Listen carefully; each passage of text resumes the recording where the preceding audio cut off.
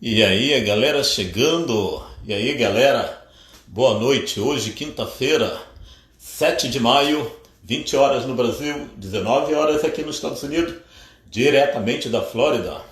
Eu, Tom Rutz, artista plástico de Niterói, uma cidade maravilhosa aí do estado do Rio de Janeiro, no qual eu tenho muito orgulho de ter nascido lá. Hoje, o meu convidado é um cara super bacana, chama-se Guto Holanda, ele é artista visual e eu estou esperando o Guto entrar. Guto já entrou, cadê você? Guto já está online. E aí, fazer o convite para o Guto.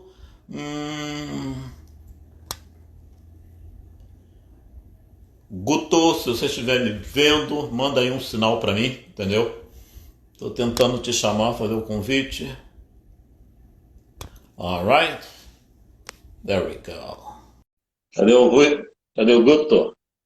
Eu estou aqui com meu vinho tinto, esperando o meu convidado especial dessa noite. Aí está o Guto Holanda, grande artista, Boa noite. no qual eu sou um fã de carteirinha desse cara, gente. Vocês não têm noção. Guto, um brinde a você, a sua família, ao pessoal de casa que está nos assistindo. E aí, galera, se você quiser curtir, se você quiser juntar-se a nós nesse happy hour online, é só levantar, ir até a cozinha rapidinho, pega lá uma tacinha de vinho, ou um copinho d'água, ou quem sabe uma latinha de cerveja. E venha, venha, mas venha mesmo com toda a vontade de curtir esse papo super especial que a gente vai estar tocando aqui nessa noite, ok? Saúde, galera! Saúde, boa noite e obrigado, né, pelo Maravilha, convite, querido. primeiramente. É um Oi? Não, prazer, não, é um prazer tô sempre. tranquilo. O pessoal de casa que está nos assistindo, eu gostaria de saber se o meu som está chegando legal para vocês, se a minha imagem, a minha câmera está chegando legal. Dá um sinal de positivo aí para mim, por favor. Saúde, Idem também, né? saúde. É E bom ali o saber pessoal está também que chegando, tá. o professor Bené está tomando um vinho também. Maravilha, é isso aí. Vitor está falando massa. É isso aí, cara, massa. E vamos ter um papo muito legal pela frente. O som tá bom, gente? O pessoal está pedindo aí para dar um Tá ótimo, joia, ótimo, ótimo. tá ótimo, Então, ótimo. eu, como sempre, inicio a minha live agradecendo e falando assim, algumas coisinhas antes de começar a entrevistar o meu convidado, tá? Então, eu quero agradecer a você, Guto, por ter aceito o meu convite. Quero agradecer ao universo, ao meu mentor espiritual, à lei da atração, entendeu? Por tudo que eu tenho conquistado nessa vida. Quero agradecer por esse momento especial. E quero ler uma coisinha, uma frase que eu gosto muito, no qual eu fui muito julgado, sabe, Guto? A minha vida inteira Aham, por ser quem eu sou, tá? Mas aí, se você imagino. passa por esse mesmo problema, eu vou ler uma frase que é uma frase muito intensa e muito verdadeira, tá? Você, gente, você de casa, você, Guto, eu, você é a única pessoa no mundo que sabe a verdade sobre a sua vida. Portanto, tudo que falam a seu respeito é problema deles e não seu. Tá bom? Gutolanda! Boa Boa noite, noite, tudo bem amigo. contigo? Tudo bem? Um prazer estar falando contigo e com todo mundo que está assistindo. É uma Prazer honra, todo. sempre falei isso para você. É uma honra estar contigo sempre, cara. Gratidão, meu querido. Deixa eu apresentar o meu convidado de hoje. O convidado é, tá aí, a Gutolanda, artista visual, né? O Guto vai estar falando da afrobrasilidade dos seus projetos artísticos. Estou super curioso, Guto. Muito, muito curioso. O Guto ele é natural de São Paulo. Ele nasceu em 1900. Gente, eu já estou velhinho, tá bom? 1981, estamos em 2020, portanto, o Guto tem hoje 38 anos, ou 39. 38, faço 39 no final do ano, como é em dezembro, então tem um descontinho aí nessa conta. Joia. O Guto, ele é casado Joia. com Elis Patrício, pai do Gui e pai do Otávio. Tô certo, Guto? Certíssimo, certíssimo.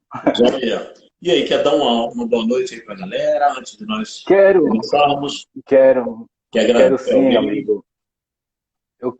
Eu acho que está passando, eu acho que não poderia deixar de falar isso. É um momento que não deixa de ser importante também, né? É um momento que as pessoas estão mais em casa, e a gente eu converso muito aqui com ele sobre isso, e ela gosta muito de falar sobre isso, que nós não estamos num confinamento, e sim num refinamento. Né? Primeiramente, agradecer por ter uma casa, né, que a gente possa estar Sempre. com energia, com internet, por isso que eu digo que não é isolamento, está todo mundo se conectando de alguma maneira. Então, a gente repensar muita coisa e a gente vê muita reclamação, queria estar numa praia, queria estar. A praia vai estar sempre ali. Se a gente não se cuidar, não. A gente não vai estar sempre aqui. Então, é bom a gente se cuidar, agradecer o que a gente tem, essa oportunidade de a gente estar se comunicando e se cuidar, porque isso vai passar, mas vai depender da gente também. É Que lindo importante. isso que o Guto está falando, né, gente? Porque o cuidado não é você se preocupar com as pessoas que estão do seu lado. Antes mesmo de você se preocupar com aquele, você deve se preocupar consigo mesmo. Então, você se cuidando, você vai estar cuidando do pessoal da sua família, vai estar cuidando dos seus amigos, vai estar cuidando de mim e de todo mundo. Tá bom? Exatamente, Então é isso aí, exatamente, galera. exatamente. Se vocês forem sair, máscaras, se possível, luvas e se não tiverem necessidade de sair, fiquem em casa, tá bom? Vamos lá, Guto, tá preparado? Maravilha. Vamos lá, amigo. Vamos nessa. Estou preparado, bem Então vamos lá. tranquilo. Eu tenho aqui algumas perguntas para fazer para você essa noite. Quero descobrir um monte de coisas legais assim, da sua vida, principalmente da sua carreira, Maravilha. da sua vida como artista plástico ou como artista visual. Aham. E eu tenho aqui a minha primeira pergunta. Eu quero, Boa, vamos lá. eu quero saber o seguinte. Nós, Tom, Ruth, Gotolanda, nós nos conhecemos há muitos anos atrás. E o engraçado, Isso. gente, que nós nunca nos vimos pessoalmente. Verdade? Exatamente. Eu não sei qual é a estatura do Guto, ele não sabe qual é a minha, porque nós nunca nos vimos, Isso. mas nos conhecemos há bastante tempo. Conta pra gente, Guto, como que você chegou até mim? Eu lembro que na época do Orkut, alguns anos atrás, né, ah, lá para 2005, 2006, que o Orkut foi lançado em 2004, né? Eu Isso, lembro isso, que isso. você me seguia no Orkut e você sempre dizia que você era meu fã. Eu falava, caramba, que legal, né? Você e outros mais. Né? Mas nos conta, como é que foi isso? Como é que você chegou até a minha pessoa? Essa é uma história que eu acho bem legal, porque quando eu morava em São Paulo nessa época, eu dei início ao trabalho com pintura, né, com arte, uma pintura mais acadêmica. E eu procurava pintar bastante retratos, que era uma maneira de tentar ganhar um dinheiro, ou de ganhar um dinheiro com o meu trabalho artístico na época.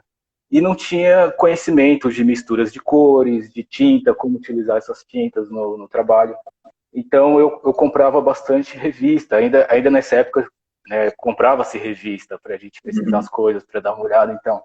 E eu comprava muitas revistas de arte e direcionada para pintura. E nessa época, justamente a época que eu frequentava bastante a Marquês de Tu, ali próximo à Praça da Eu República, em São lembro Paulo. perfeitamente.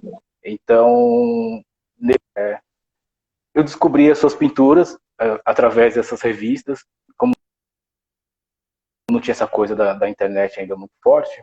Então eu descobri, poxa, que legal, uma pintura interessante. Comecei a investigar essas pinturas e eu lembro que você era, em São Paulo, ainda é bastante conhecido como o Tom dos Cavalos, tem aquelas pinturas de cavalos Verdade. e paisagem, e aí outros temas mais voltados para essa pintura acadêmica, né, paisagens, florais. E eu comecei a investigar muito isso e pesquisar. E quando lançou o Orkut, né, o Orkut foi uma ferramenta incrível na época da gente encontrar pessoas que a gente nem Foi a imagina, primeira, foi a primeira rede social, né? foi, juntamente com o MSN, logo em seguida, né? Então, nesse momento, eu falei, poxa, que legal, vou começar a pesquisar artistas que eu conheço, que eu tenho pesquisado através de revistas ou livros, ou visto na TV, né, de alguma maneira, e entrar em contato com esses artistas e ver o que estão fazendo. E foi, eu acho que, o primeiro contato, minhas primeiras pesquisas em redes sociais relacionadas à arte. Foi dessa maneira. E eu conheci a sua figura, a gente teve nosso primeiro contato dessa maneira, né? De, pô, que legal, o cara que eu tô vendo as revistas, eu tô pesquisando, tô aprendendo como misturar as cores, mesmo sendo daltônico, que isso é um assunto que para falar depois, enfim, pode falar Vamos falar depois. sobre isso. Mas achei bem interessante isso, de como eu me organizar, como eu não tinha nunca estudado, até a época, estudado, entrado no curso de pintura e tal, falei, poxa, revista vai ser a melhor maneira de pesquisar e mais barata possível de ver se é isso mesmo que eu quero, e realmente foi, né? Comecei a pintar e trabalhar junto a outros trabalhos paralelos com essa pintura, e foi bem interessante isso. Então foi assim que a gente acabou se conhecendo, e a partir disso, né, depois ver outras redes sociais, Facebook, Instagram, então a amizade foi se Foi crescendo, intensificando, né? fortalecendo, e eu acho importante isso, porque é aquilo que eu falei, a gente tem as redes sociais, tem outros tipos de contato que às vezes é até mais significante, para depender, você mora nos Estados Unidos, eu aqui no Brasil, para a gente se conectar de alguma maneira e, e se relacionando. Acho que o importante é isso, a gente utilizar essas ferramentas É. para conhecer pessoas bacanas. Cara, muito legal isso. Eu me sinto lisonjeado de ouvir essa história, né? De fato, para quem não me conhece, eu me tornei conhecido no campo das artes plásticas no Brasil como Tom de Cavalos. Isso há alguns anos atrás. E me diga uma coisa, Guto, como foi a sua infância? Eu sei que você nasceu em São Paulo, Uhum. se eu não me engano, no bairro da Moca, que fica na zona leste Isso. de São Paulo, né? É. Como é que foi a tua infância? Cara, a infância eu sempre digo, principalmente o pessoal aqui em casa, eu digo que minha infância foi muito boa, né? Eu acho que é aquela infância de brincar na rua, de ser criança mesmo. E é interessante que na infância eu já comecei a ter os primeiros contatos com desenho, com esse universo das artes visuais de alguma maneira. E foi uma infância muito, muito significativa. O bairro da Moca é um bairro muito tradicional de São Paulo. Uhum. E tradicional no sentido de ser um bairro assim, antigo, né, um bairro de operários, e tem muitas famílias italianas, muitas famílias de várias nacionalidades, e a partir dessa vivência desde criança já comecei a ter, já observar de alguma maneira todas essas relações, né, de diferentes relações entre as pessoas. Uhum. Isso foi riquíssimo, de alguma maneira isso foi muito rico Estão para falando que travou um pouquinho. Eu não sei se é minha ou a sua que deve ter travado. Para mim, vamos ver. está tudo bem. Também tá tudo ok por aqui. Ô, Guto, Então, nessa foi. época, você cresceu mexendo com arte? Não, eu conheci, eu tive contato com esse universo de arte. Primeiro contato que eu vejo como significativo mesmo, acho que foi na época que meu pai estudava na FAP, na Faculdade de São Paulo, bem Uhum. conhecida. E eu lembro que estava acontecendo alguns movimentos de artistas lá, e eu lembro até hoje do cheiro da tinta, né? Como que aquilo me impressionou e é marcado até hoje. E um Não tem como contato. esquecer, né? Não, não. E o contato com esse universo da arte, a Bienal de São Paulo, né? Eu lembro daquela atmosfera que é riquíssima Uhum. até hoje. Então, essas coisas impregnaram e de alguma maneira eu fiquei com isso na cabeça. Poxa, sem internalizar que é isso que eu vou querer para a vida, mas com isso dentro de mim, né? E isso tá explodindo hoje e alguns anos atrás, né? Poxa, essa Legal, escolha que eu quero fazer e vou correr atrás de alguma legal. forma. Correr atrás sempre. E naquela época em São É, Paulo, você chegou a viver da sua arte? sim, nesse período, né, de 2004 até 2000, acho que até 2009, mais ou menos 2010, foi um período que eu tive esse contato com vendas, né, passei a vender alguns trabalhos, tinha encomendas, uma época que também não era só trabalho em tela, trabalho artístico voltado também para pintura de quartos, uma coisa mais decorativa, eu comecei a perceber que dava para ganhar um dinheiro com Uhum. desenho, com pintura, mas ainda aquela coisa ainda bem sem querer investigar ainda muito o meu próprio processo artístico, mas a partir de uma demanda para ganhar dinheiro mesmo, né? Seria Você, os você então retratos. ganhava dinheiro, você não sobrevivia. Dava para Não, sobreviver? não, não. Não, Era né? uma época bem difícil que eu ainda não tinha muito como, talvez, uma orientação de como me organizar nesse sentido, né? De como começar a sobreviver mesmo de arte. Então eram bicos, poxa, eu pinto retrato, tal, vou criar um retrato e na época era mais o boca a boca, não tinha WhatsApp, essas coisas. Sim, sim. Celular a gente usava até, não usava tanto, mas era mais através de Orkut mesmo, que as pessoas iam conhecendo o trabalho e indicava, poxa, eu quero um retrato da minha filha, eu quero uma caricatura, ou pintar o quarto do meu filho, e a partir desse momento eu comecei a perceber que era isso que eu queria, trabalhar com arte, mas ainda não sabia Legal, muito bem como.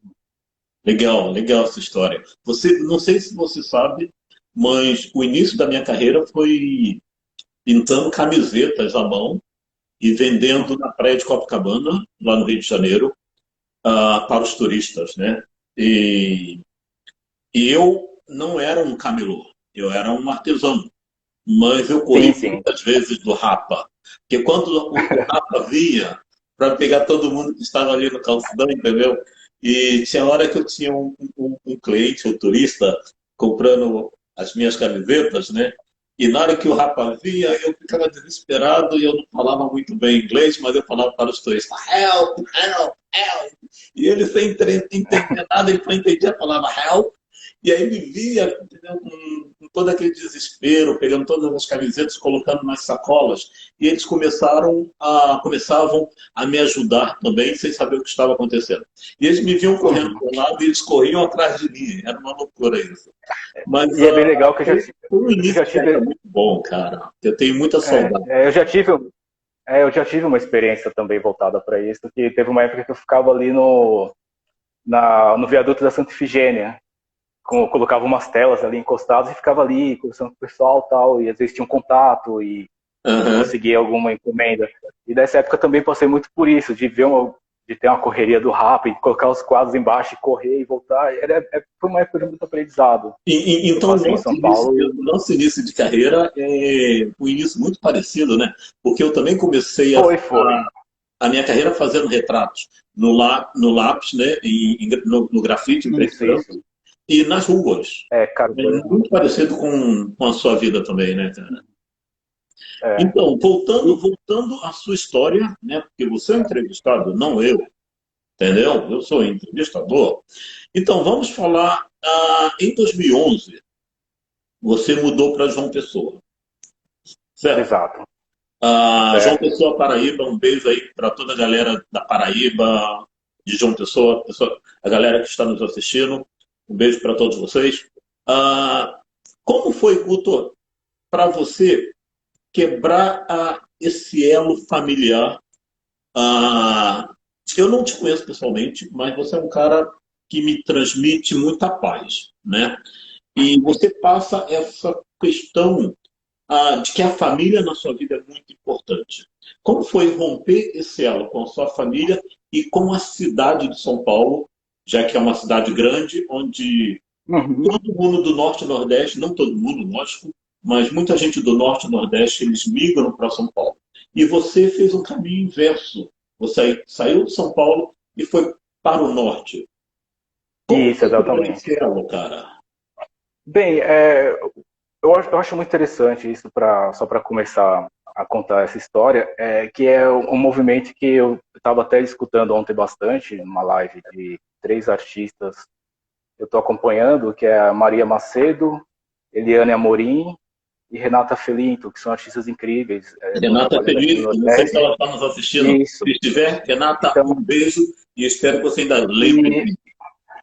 e fala muito, elas falaram bastante dessa questão da descentralização, né, do trabalho artístico, ou então do artista, do trabalho, enfim. E essa mudança de São Paulo para João Pessoa foi uma mudança muito significativa. Acho que é uma mudança importantíssima de todo esse processo, não só artístico, não só na questão artística, mas também quanto pessoa, enquanto formação que eu tenho hoje, né, formação acadêmica e formação de vivência mesmo, enquanto pessoa. Mas foi um momento de, assim, de alguma maneira difícil, né, que você tem uma vida já há muitos anos, já tinha em São Paulo, mas ao mesmo tempo foi aquela busca pelo novo. E eu digo que a grande culpada desse processo foi Elis Patrício, né? É, então, é uma história muito bonita e muito interessante, forte também, porque ela praticamente, em suma, ela disse: Ó, Guto, a gente teve um relacionamento em São Paulo, te conheci em São Paulo, né? A Aham. gente teve um relacionamento à distância durante um ano e ela falou: olha, ou eu vou para aí, para São Paulo, ou você vem para cá. No caso, ela morava em Maceió na época. Eu falei: não, vamos fazer o seguinte, vamos trabalhar, fazer as coisas, a gente vai ver como é que vai acontecendo. E ela mandou, eu lembro que ela mandou um voucher para mim de uma viagem para João Pessoa, uma viagem de férias, né, final de ano. E nisso, pô, que legal, a gente vai viajar com esse João Pessoa, eu não conhecia, eu tenho meu irmão que mora aqui, aí tem algumas tias que moram aqui na Paraíba, e, poxa, vai ser bem legal, mas e determinada noite ela ligou para mim no trabalho: olha, Guto, que tal esse voucher ser só de ida? E foi bem louco, porque na hora, E eu topei na hora. Foi só de ida, sem uau! volta. Nossa, E, foi eu uma tô, decisão muito radical, então, né? E não, muito chamou, no decisiva popular, para você. decisivo, no popular chamou na chincha, ou vem, cara. Então, e foi muito interessante que a gente chegou aqui em João Pessoa, foi. A gente chegou aqui em João Pessoa sem conhecer, sem ter conhecimento. A gente Uhum. morou um tempo na casa da tia dela, 3 anos, mas a gente não tinha conhecimento, não conhecia as pessoas ainda, não conhecia o que estava acontecendo na cidade, quem eram as pessoas. Então, esse foi um momento muito determinante para a mudança, voltando agora para o trabalho artístico, né? Voltando para a mudança do trabalho artístico mesmo, né? Uhum. Uma nova concepção. Eu fiquei pensando muito tempo: poxa, eu estou num lugar novo, que as pessoas não me conhecem, então acho que vai ser uma grande oportunidade de colocar em prática projetos que eu tinha em São Paulo e não tinha aquela coragem, aquela força de trabalhar, talvez por não ter o conhecimento que eu adquiri aqui, estando aqui em João Pessoa, Então com vários artistas. você quer dizer que ela foi uma das responsáveis por essa Foi, transformação. foi, foi fundamental, cara, assim, uma transformação Para que hoje você, é né? bem interessante. Não, incrível, que hoje é interessante isso, que às vezes as pessoas falam: pô, você é de São Paulo? Pô, sou, mas eu não paro para pensar que sou mais de São Paulo, não desmerecendo o que eu vivi em São Paulo. Mas Aham. essa naturalização, acredito eu, né? Eu sinto isso de ser paraibano, de coração, é muito forte. E isso faz com que eu entenda ainda melhor essa questão da descentralização, que as coisas não acontecem só no centro urbano ou no sudeste ou qualquer outro lugar, mas Uhum. aonde a gente esteja, né? Aonde a gente está, as coisas vão acontecendo. E muita coisa aconteceu depois disso, depois dessa mudança, muita coisa. Muito, muito interessante tudo isso. Eu quero aproveitar e mandar um recado então para sua esposa, né? O Elis Patrício, por favor, manda uma passagem aérea pro Negão, porque eu tô louco para voltar para João Pessoa, tá bom? Eu quero visitar vocês aí. Então, voltando aqui Maravilha. ao nosso assunto, para quem entrou agora na live, deixa eu apresentar, eu estou batendo um papo com o Guto Holanda, um artista visual de São Paulo que mora hoje em João Pessoa. Tá? E ele está aqui, vai falar um pouquinho mais, só um pouquinho de paciência, da afrobrasilidade nos projetos de arte que ele vem fazendo por aí, tá bom? Então, Guto, o Guto ele é graduado em Pedagogia pela Universidade Federal da Paraíba, UFPB, e está cursando Isso. mestrado em artes visuais na mesma instituição. esse foi um dos motivos que te levou também, além da sua esposa, esse foi um dos motivos que te levou também a João Pessoa? Foi um dos motivos também. Eu sempre tive essa vontade de estudar, né, enfim, de crescer de alguma maneira e correr atrás desse trabalho. Eu sempre quis fazer com arte, enfim. E eu tive uma influência muito grande também de Elise relacionada à pedagogia. Eu aprendi com ela muita coisa relacionada. Joia. Quando eu conheci ela, quando eu conheci ela, estava no mestrado em educação pela UFAL, e Universidade Federal de Alagoas, e eu, poxa, que interessante, dá para fazer bastante coisa. Então, nessa época, eu pensei muito em ingressar em pedagogia. Eu tive a opção de escolher o curso de pedagogia e Uhum. arte, mas escolhi pedagogia justamente para ampliar o campo de trabalho nas questões artísticas. E isso foi fundamental. Então, a minha ida para João Pessoa, com uma semana depois, já estava estudando na UFPB. E isso foi muito forte. Então, quer dizer, eu consegui ingressar na Universidade Federal antes mesmo de conseguir emprego e outras coisas mais. Puta, que E isso deu legal muita isso, cara. força, deu muita força para continuar e, e entender essas mudanças diárias, assim, né? De, poxa, que legal, Uhum. vamos embora. Uhum. Deu certo o que eu achava que seria mais difícil, então vamos embora. Legal. E você sempre Vamos teve, arregaçar as mangas. perdão, você sempre teve esse sonho, essa vontade em ser pedagogo, em Não, lecionar? não. Não, eu nunca, assim, não era um sonho, eu gosto de deixar bem claro, eu nunca tive esse sonho, tanto que a minha relação com a escola não era uma relação tão de aquele estudante que gostava de ir para a escola, estudar aquela Nunca coisa soube toda, ser eu dei alguns... médico. Não, não, não, eu acho que o contrário, eu tive alguns problemas com a escola, é, exatamente, mas aí eu comecei a ver que com a arte como uma maneira de educar muito importante, né, principalmente as crianças, ajudar a pensar, então, e isso veio através de leituras, através de algumas vivências prévias, né, e breves, que fez com que eu tivesse essa vontade, né, essa vontade Show enorme de bola. de estudar pedagogia. Show de bola. Até porque, Guto, sem educação não há liberdade, Não, não. tá? Nunca Perfeito, vamos esquecer perfeito. disso. Sem educação não há liberdade. Ah, eu Exatamente. tenho, eu, eu tenho acompanhado o seu trabalho, e o seu crescimento como artista já há alguns anos, né?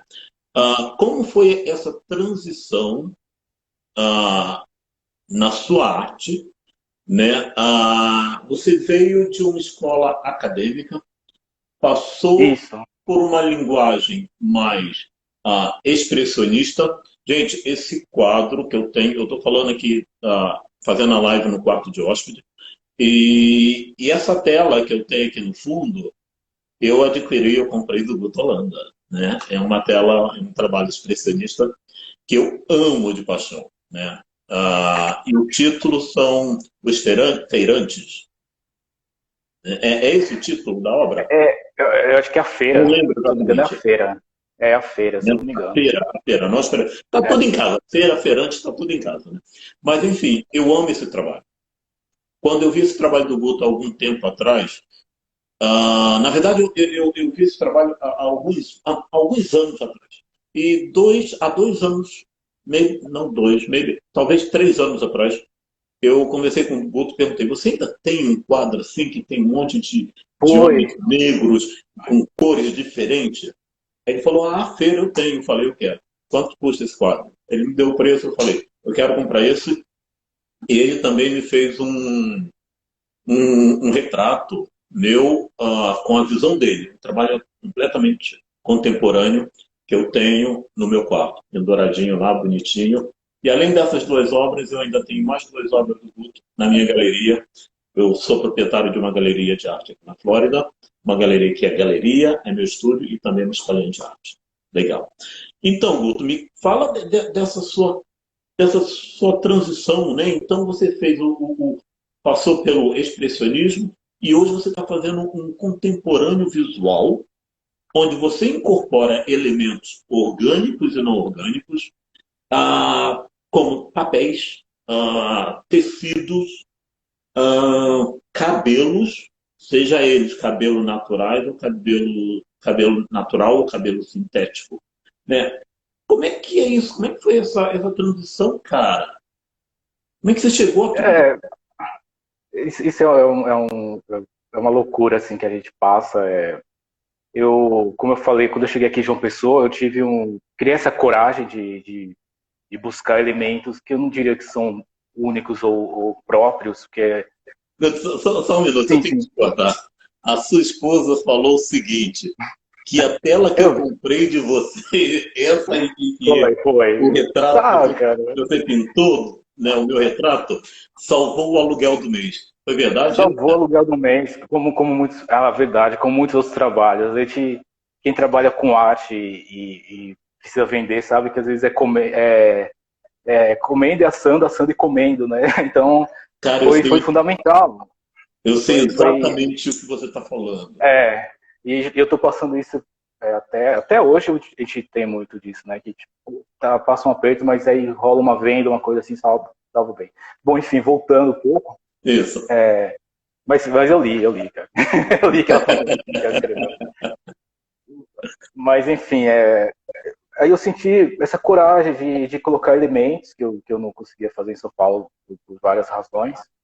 Mas aqui em João Pessoa eu vi esse terreno fértil. Eu acho que quando eu vim para cá, para Paraíba, eu encontrei as pessoas se movimentando, criando trabalhos muito interessantes, muitas artistas interessantes. As artistas paraibanas são incríveis, cara. Tem trabalhos riquíssimos. Eu acho muito importante. Eu sempre gosto de estar trabalhando com as artistas daqui. Então, esse processo foi mais um processo talvez, de reafirmação de identidade. E acho que todo artista ou toda artista gosta disso, né? De você reafirmar uma certa identidade no seu trabalho. E Está esses dentro de desenhos nós. que está dentro de nós, esses desenhos que estão ao fundo, eu acho que retrata muito isso, esses rostos que eu fazia antes como diversão para o pessoal, até mesmo dar Uhum. risada, os desenhos que eu faço engraçados, que eu tenho tatuado, e como transformar esse desenho para um lado mais poético. E foi justamente ressignificando esses traços de rostos, transformando em máscaras, enfim, e relacionando a experiências pessoais voltadas para as relações pessoais, as Muito relações legal. com outras pessoas. Muito legal estar ouvindo você falar sobre essa questão da identidade, né, do pessoal, de você se assumir como negro, né? Tem tudo a ver com a minha próxima pergunta, beleza? A pergunta é o Beleza. seguinte: a afro-brasilidade sempre esteve presente nas suas criações e nas Isso. temáticas, né, das suas mostras. Uhum. Ah, seja nas suas pinturas, como nas artes visuais, enfim, em todos os seus projetos. O projeto Ainda há Corpo, Cor que Não Vejo, Carne Viva e Um que Eu Amo, Nunca Serei Cinza. Esses projetos todos que você desenvolveu, eles são reflexões das suas raízes como homem negro e um artista negro. São reflexões e a partir dessa mudança de perspectiva de trabalho, a partir de uma estética diferenciada do que eu vinha fazendo, eu comecei a investigar um pouco mais. Como eu comecei a investigar questões pessoais, então veio à Uhum. tona todas essas questões de preconceito, de racialização, de racismo, enfim, de violências simbólicas, violências, qualquer outro tipo de violência, que eu tenha observado ou que eu tenha passado. E esse trabalho no Castro Cinza, acho que foi o trabalho inicial para essa questão do trabalho mais voltado para a afro-brasilidade, né, Legal. para questões da negritude no Brasil e tudo que esse pessoal vem passando. Então, Nunca Serei Cinza, já comecei a tratar, a partir desse trabalho, comecei a tratar das relações cinzentas, né? Não é o cinza, que justamente porque eu sou daltônico, às vezes eu confundo muita cor, não é o cinza pelo cinza, mas o quanto o cinza remete a uma falta de cor, entre aspas, que às vezes eu vejo cinza rosa, então isso é bastante relativo, ou verde, mas quanto que as relações começaram ficarem concretas mesmo, como cimento, cinzentas, principalmente nos grandes centros urbanos. E como eu vim de um grande centro urbano como é São Paulo, essas relações são muito nítidas para mim, sempre foram muito nítidas. Da Verdade. gente não conseguir, da gente não conseguir ter uma abertura, pelo menos isso falando de um âmbito muito pessoal, não generalizando. São Paulo é incrível, várias tribos, tudo acontecendo ao mesmo tempo. Mas do âmbito pessoal, como eu comecei a trazer coisas bastante pessoais para o meu trabalho, então eu nunca serei cinza, veio nessa perspectiva de entender o ser humano como engrenagem de um sistema muito mais terrível, macabro, muito mais forte do que a gente imagina. E os outros trabalhos vieram desmembrando do Nunca Serei Cinza, né? O Cor que eu não vejo, que aí já entra na questão do daltonismo, que eu relaciono a cor que eu não vejo pelo daltonismo com a cor que não é vista socialmente ou invisibilizada de alguma maneira, que é a cor da pele negra e a partir disso os processos de marginalização, não só de Uau, negros, mas também de um público periférico que é muito grande, muito grande é mesmo, muito concordo. grande então a partir disso veio ainda o Ainda Cor, que é um projeto que surgiu que é muito forte, que tem muito a ver com as minhas últimas vivências artísticas e residência artística aqui na Paraíba, na Arapuca Arte Residência, e que foi incrível. Então, a partir do Ainda Corpo, eu comecei a investigar questões. Será que existem coisas além do corpo? Né? O negro e a negra no Brasil, às vezes, tem muito essa questão do fetiche, do exótico no corpo. Então, comecei a Uhum. investigar. E aí que Ainda entra a hoje, questão né? do. Ainda hoje, aí que entra a questão do cabelo. Né? Entrou Uhum. muito forte nesse sentido, que parte das questões de racismo institucionais, que seria o micro, e vai para o macro, que seria o estrutural mesmo, né? Que uma sociedade impõe padrões para a gente, e às vezes no processo de alienação, de ter que ingressar no mercado de trabalho, a gente tem que cortar o cabelo, e a gente acaba cortando mais do que o cabelo, né? Corta uma identidade, corta vivências e muitos significados. Então, esses projetos todos foram sendo trabalhados nesse sentido, de pensar as questões sofridas pelo negro e pelas negras no Brasil e qualquer outro lugar, de uma maneira, vamos dizer assim, artística, uma maneira poética também, né? Colocar Uhum. metáforas no trabalho, fazer com que as pessoas observam além de um da palavra racismo, que é uma palavra racismo, infelizmente, ela é naturalizada no Brasil e ela é legitimada hoje em dia no Brasil.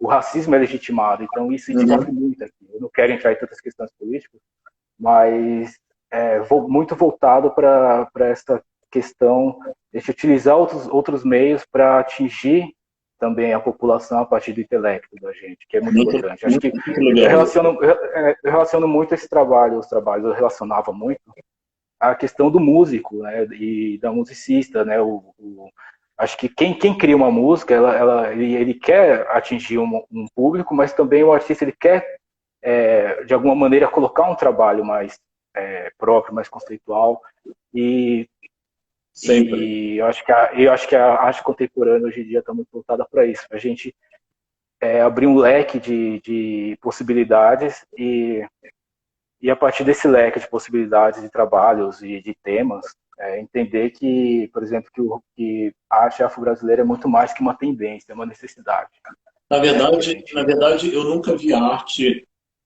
afro-brasileira, né, como uma tendência, né? Eu acho que é muito mais amplo. a arte está ali, ela está ali para ser vista, sabe? E não por alguns momentos, mas tem que estar ali a todo momento, né?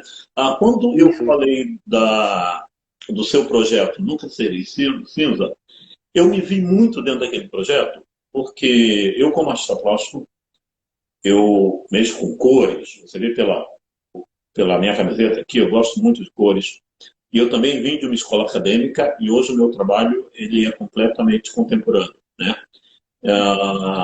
E eu tenho feito ótimos trabalhos aqui nos Estados Unidos, né? Mas por que eu me vi dentro daquela só temática? Nunca serei cinza. Porque o cinza é uma cor neutra. E como artista plástico negro, em muitos vernissagens ou em muitos lugares que eu ia, a eventos em blá blá blá, eu era passado despercebido muitas vezes. Então eu me sentia como cinza, como a cor neutra, tá entendendo? Que o povo ele ignora e ignora mesmo, não é aquela coisa, ah, não percebi, não, simplesmente cruza o seu caminho como se estivesse passando por cima de você, como se você não existisse ali naquele lugar, né? E bem, isso foi isso me machucava muito no início. Depois eu fui aprendendo a lidar com tudo isso. Então transformava esse negativismo em positivismo dentro da minha vida, né? Isso fez com que eu crescesse muito como artista e como pessoa. Você, Guto, em algum momento, você sofreu um racismo? Você, quem você é, pelo dread que você usa, você é o Sim, artista, como é que sim. é? Eu acho que o racismo, a gente, infelizmente, é difícil a gente deixar de sofrer, né, o racismo. Mas eu achei interessante na exposição que teve na Cor que eu não vejo, né, uma moça veio conversar comigo e falou que, poxa, é a primeira vez que eu vejo nessa instituição, foi numa instituição privada, a primeira vez que eu vejo esse tema ser tratado numa exposição, o quanto que isso está sendo importante para mim. Então, a gente vê a importância da gente trabalhar, não trabalhar o tema mesmo, sabe? A gente Uhum. investigar esse tema e ver que esse tema ele é muito mais amplo do que a gente imagina até. Sem E até dúvida, quem sem sofre dúvida, imagina. sem dúvida. Então, esses trabalhos, eu sinto, a gente não tem como dizer que não sente o racismo, às vezes até uma maneira de olhar, às vezes diferenciada. Uhum. Então, eu acho que tem coisas que eu já até conversei muito aqui em casa, converso com as pessoas, acho que só quem sofre o enquadro da polícia ou está andando na rua vai entender melhor, né, Exatamente. essas questões todas é muito agressivo. Mas ao mesmo tempo eu comecei a reverter isso, não ver beleza nisso ou qualquer outra coisa, mas força para, de alguma maneira, nesse trabalho agora, que eu acho que é um momento importante que a gente está vivendo, e um momento importante que eu entendo como dialogar sobre isso, de diversas maneiras possíveis, a gente transformar, pelo menos eu transformar isso em poesia visual. Uhum. Eu vejo meu trabalho hoje como uma poesia visual. E então o trabalho com cabelo surgiu justamente nesse sentido, sabe? De transformar os diversos cabelos que eu coleto em salões de beleza. Agradeço um agradecimento aqui a Ângela Lourenço, do salão aqui perto de casa, e Thiago Beijo, também, Leila. que eles forneceram material. Entrei em contato com eles, então as pessoas cortando o cabelo eles começaram a juntar para mim esse material. E para vocês terem uma ideia, eu estou com um trabalho, uma instalação que estou fazendo, já apresentei uma vez no Ainda Corpo, são dreadlocks, né, cabelos dreads, que vão tomando conta da parede e, se eu não me engano, Uau, já tem mais de 50 metros de dreadlocks feitos de cabelos de maravilha. diversas pessoas. Então, Cabelo natural. eu pego natural, mas eu também tenho trabalho com cabelos sintéticos. Mas esse trabalho eu acho que tem um significado muito importante, porque eu pego o material, a matéria de diversas pessoas, material DNA, enfim, qualquer outra coisa que está relacionada à fibra, ao cabelo, e transformo isso. Quer dizer, então eu tento despadronizar, mas também pôr o meu padrão para criar esse embate, né? Criar essas rupturas, ou então um novo diálogo sobre o que é padrão. Legal. E, essa ideia foi surgindo, né? Esses trabalhos foram surgindo e estão ganhando novos desdobramentos. Isso eu acho que é muito importante.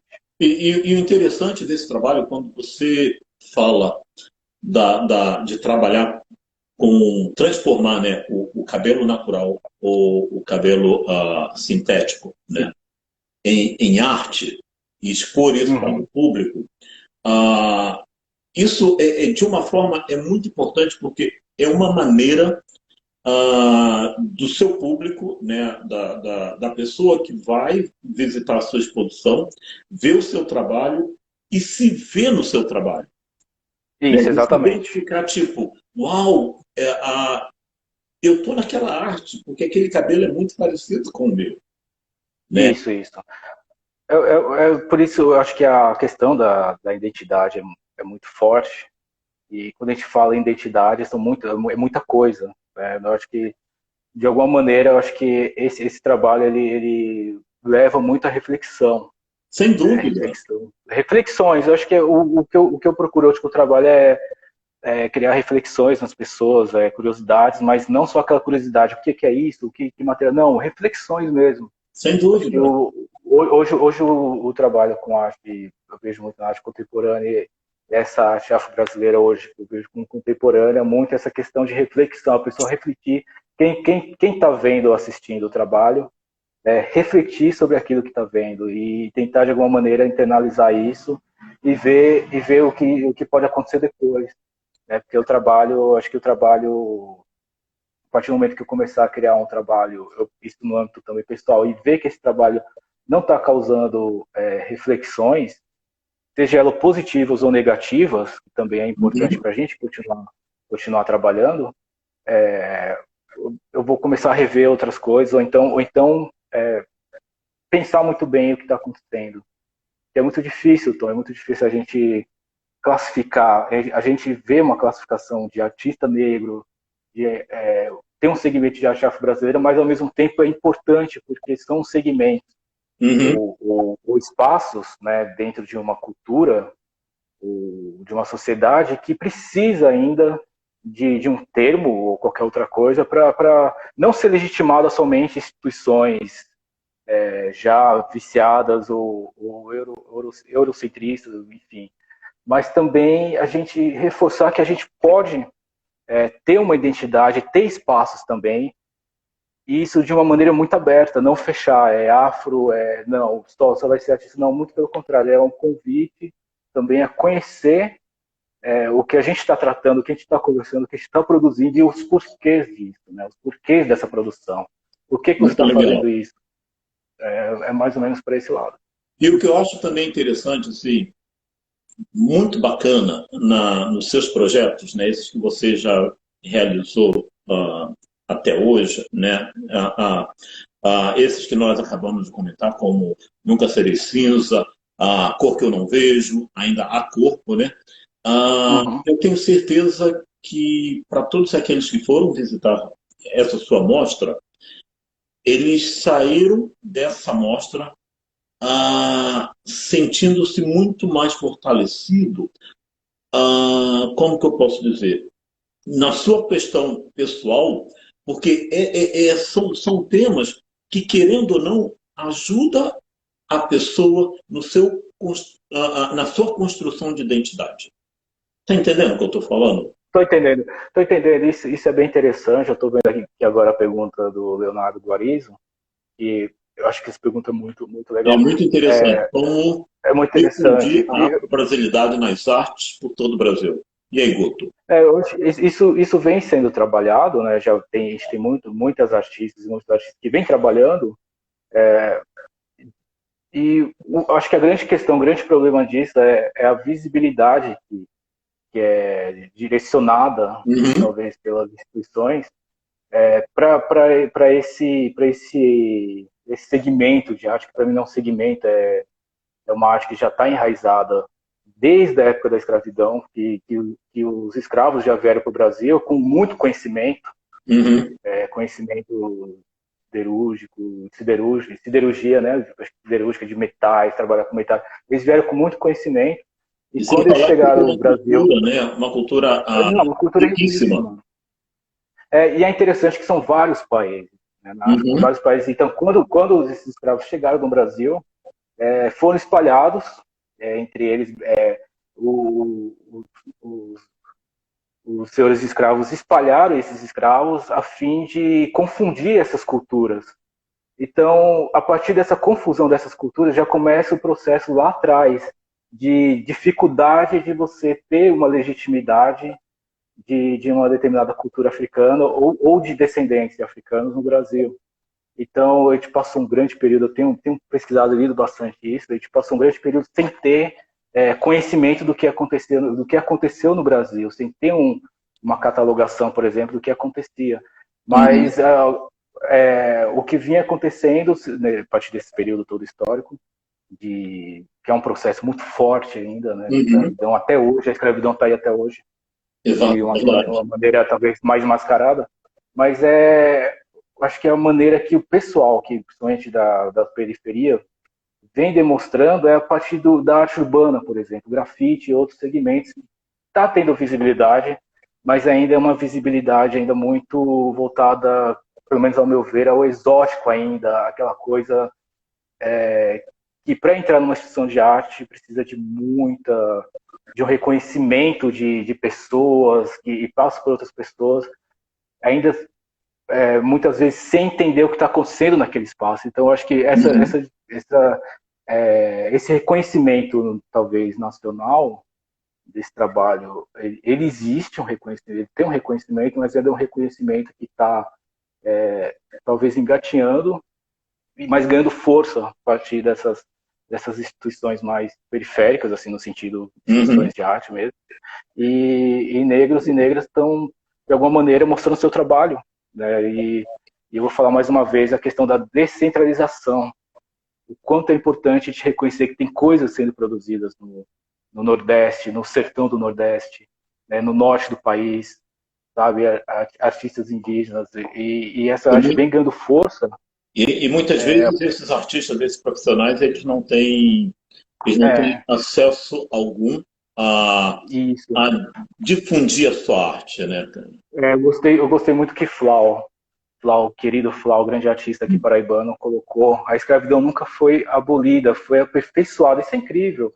É incrível porque Então, não é incrível disso ser legal, mas é incrível a gente buscar entender isso, que os mecanismos de escravidão, de você, é muito mais amplo do que a gente imagina. Não é só um momento, história, um ponto na história, ficou no livro da história, não. Isso foi, ao longo do tempo, ganhando aperfeiçoamento, infelizmente.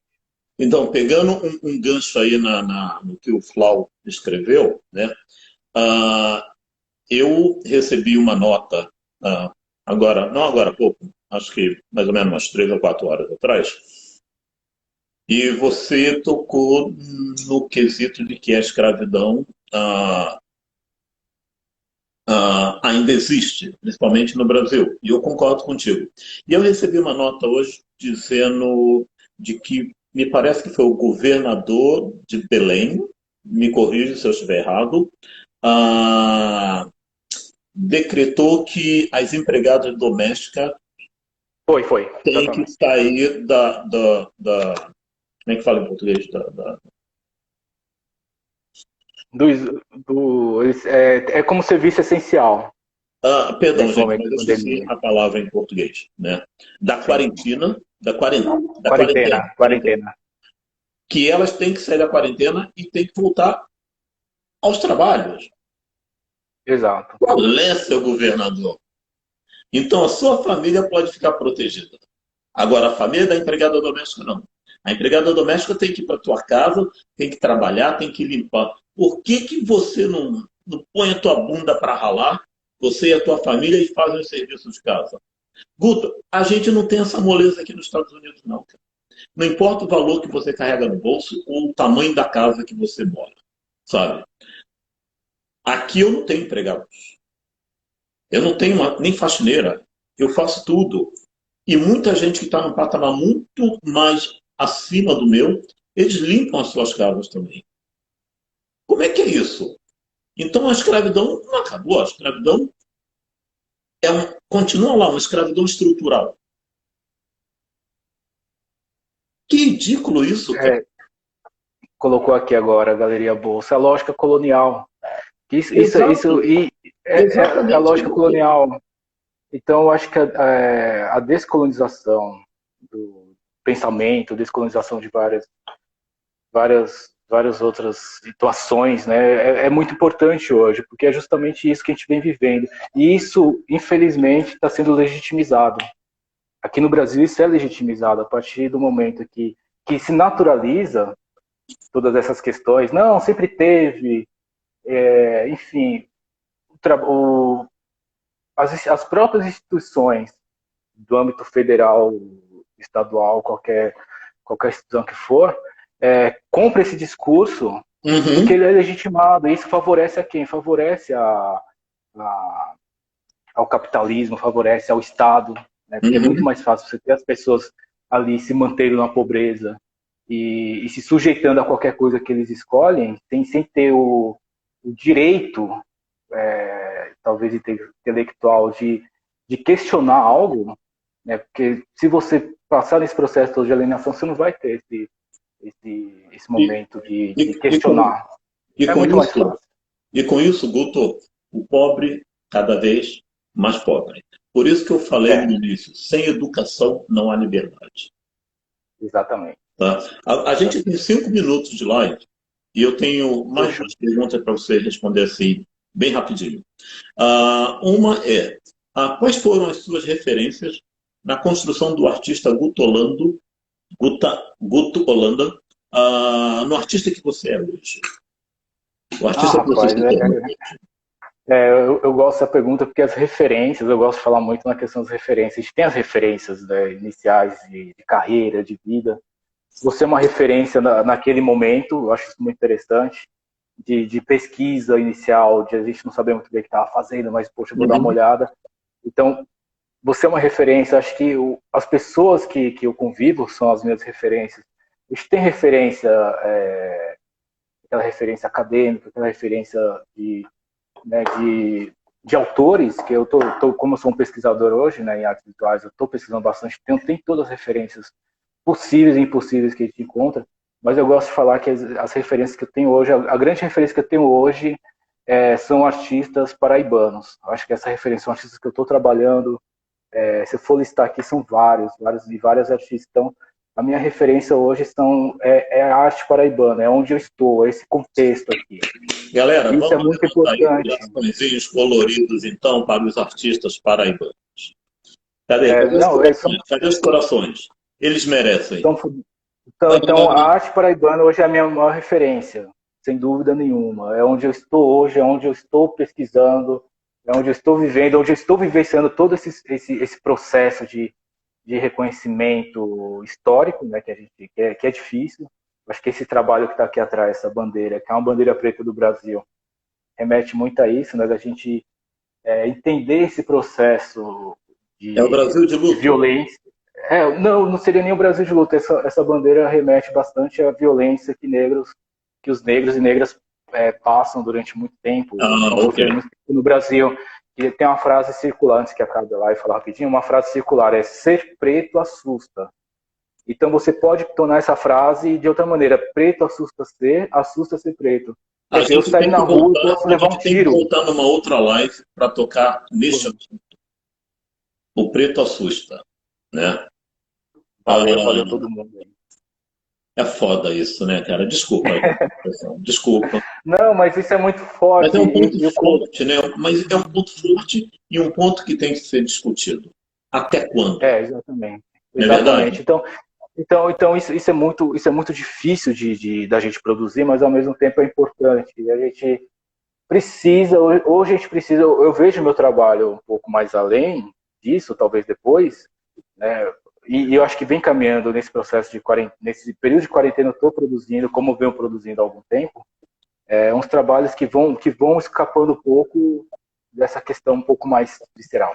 Guto, eu vou ter que te cortar, perdão, porque a gente tem 2 minutos e eu quero que você fale em 1 minuto de um assunto muito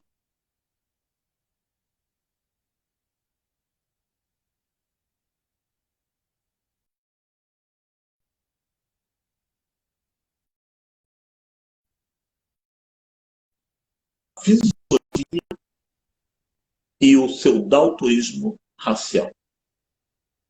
Dá Ah, para que bom, vou explicar em falar um bem rápido. minuto? Dá. Em um minuto. Jogo rápido. Bem, o 28 segundos. daltonismo. Pronto, o daltonismo fisiológico é o daltonismo que eu tenho, que eu confundo as cores, eu não enxergo algumas cores. Então, o daltonismo racial seria o embranquecimento da pele negra, quer dizer, você ter que as pessoas embranquecerem a partir de uma relação de poder para que essas Vai pessoas cair. sejam aceitas Gente, na desculpe, sociedade. Guto, um beijo enorme, vai cair a live. Até a